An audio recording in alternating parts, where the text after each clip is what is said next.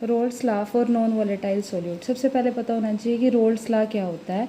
Roles law कहता है कि अगर आपको किसी भी सब्सटेंस का या किसी भी सॉल्यूट का या सॉल्वेंट का वेपर प्रेशर निकालना है तो वो आप कैसे निकालोगे, उसकी मोल फ्रैक्शन को वेपर प्रेशर प्योर स्टेट के अंदर कितना है उससे मल्टीप्लाई कर दोगे, तब आपके पास आप सॉल्यूट का या सॉल्वेंट का आप वेपर प्रेशर निकाल सकते हो। दूसरी बात क्या है, नॉन वोलेटाइल सॉल्यूट क्या होते हैं। नॉन वोलेटाइल सॉल्यूट वो होते हैं जिनके वेपर नहीं बनते, जैसे कि हमारे पास हो जाएगा यूरिया या ग्लूकोज, इनके आपके पास वेपर नहीं बनते। तो यहाँ पे अगर हमने दो डायग्राम में क्या है कि अगर आपको प्योर, एक हमने लिया प्योर सॉल्वेंट और एक हमने लिया हुआ है सॉल्यूशन। अगर आप देखते हो प्योर सॉल्वेंट के वेपर है बहुत ज़्यादा बनते हैं। अगर हम सॉल्यूशन की बात करते हैं और सॉल्यूशन के अंदर हमने जो सॉल्यूट डाला हुआ है वो आपके पास कौन सा है, नॉन वोलेटाइल। नॉन वोलेटाइल मतलब उसकी वजह से तो वेपर नहीं बनेंगे। तो वेपर किसकी वजह से बनेंगे, सिर्फ सॉल्वेंट की वजह से बनेंगे और वो भी वेपर कम बनेंगे। ठीक है, ये कम इसलिए बनते हैं क्योंकि जो सॉल्यूट के पार्टिकल होते हैं वो सॉल्वेंट को बाइंड कर लेते हैं, जिसकी वजह से उसके वेपर नहीं बन पाते। उनकी जो टेंडेंसी है वेपर बनने की वो कम हो जाती है। उसके बाद हमने पढ़ना है इसका एक्सप्रेशन। आप एक्सप्रेशन के लिए, रोल्स लॉ के एक्सप्रेशन के लिए पहले उसकी जर्नल डेफिनेशन का यूज़ करोगे कि अगर आपके पास सॉल्वेंट का वेपर प्रेशर निकालना है तो कैसे निकलेगा। आप सॉल्वेंट की ही मोल फ्रैक्शन लोगे और उसका प्रेशर प्योर स्टेट के अंदर कितना है, इससे हम वेपर प्रेशर निकाल सकते हैं सॉल्वेंट का सॉल्यूशन के अंदर। तो vapour pressure of solvent in solution क्या होगा, उसकी मोल फ्रैक्शन कितनी है multiply by the vapour pressure of pure state. अब हमारे पास जो सोल्यूट है वो नॉन वोलेटाइल है। अगर सोल्यूट नॉन वोलेटाइल है तो इसकी वजह से तो वेपर नहीं बनेंगे। तो हमारे पास जो वेपर है वो किसकी वजह से बनेंगे, सिर्फ सोलवेंट की वजह से वेपर बनेंगे। तो वेपर प्रेशर ऑफ सॉल्यूशन किसके इक्वल होगा, vapour pressure of solvent in solution. और हम ऐसे भी लिख सकते हैं इसको कि vapour pressure of solvent in solution is equal to vapour pressure of solution. अब उसके बाद हम इन दोनों इक्वेशनों को कंपेयर करेंगे, फर्स्ट और सेकेंड को।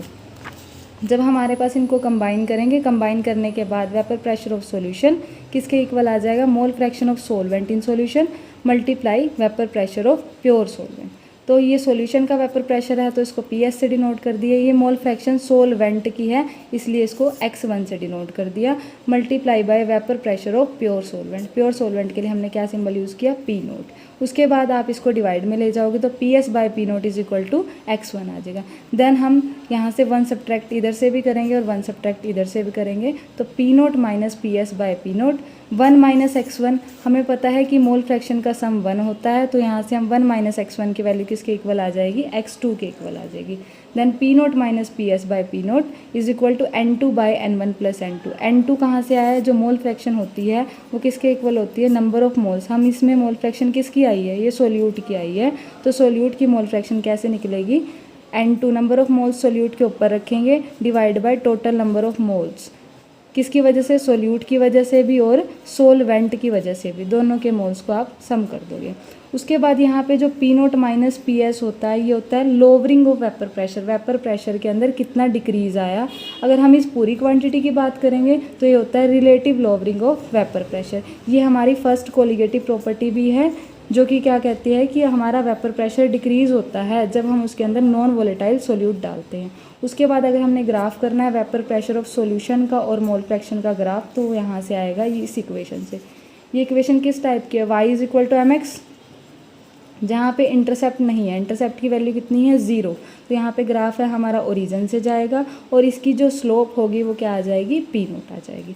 तो ये हमारे पास फर्स्ट कोलिगेटिव प्रॉपर्टी है और इसको कोलिगेटिव प्रॉपर्टी इसलिए बोला जाता है कि जो कि ये क्वांटिटी है relative lowering of vapour pressure, ये किसके ऊपर डिपेंड कर रही है, number of moles of solute. ये सिर्फ सोल्यूट के मोल्स पे डिपेंड कर रही है कि सोल्यूट के मोल्स कितने हैं, इसी वजह से ये क्या है हमारे पास कोलिगेटिव प्रॉपर्टी।